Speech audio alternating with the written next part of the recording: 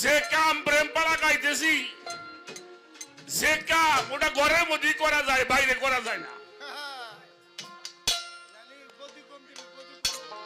কি বিডিআর সাহেব কি কন? কথা কইেন না। যে কাম প্রেম, যে কামের কথা বলা হইতেছে ওটা ঘরের মধ্যে হয়, ওটা বাইরে হয় না। আর প্রেমটা সব জায়গায় হয়। এই যে আমরা বসে রয়েছি, এটা একটা প্রেমের মধ্যে। আচ্ছা, এখন কারো কাম লাগছে, এটা হলো কাতুজা করেন দিতে পারেন নাকি? কারোই ওটা পর্দার আড়ালে গেলে হয়। তো সেই কারণে হ্যাঁ, সেখানেও যদি কাম করতে যান, আগে প্রেমে পরিপূর্ণ না হইলে কাম করতে গেলে সমস্যা হবে।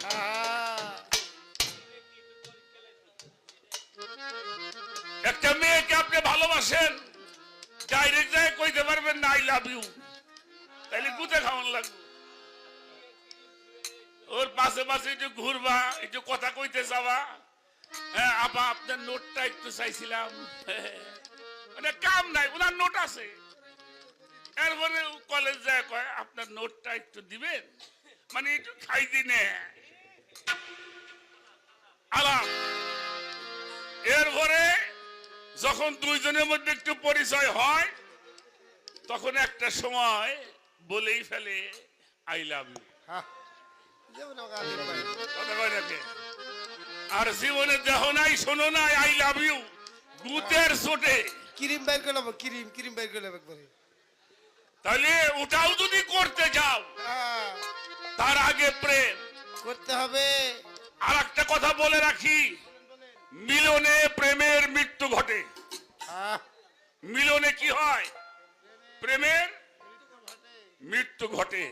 যেটাই মৃত্যু ঘটে সেটা না করাই ভালো।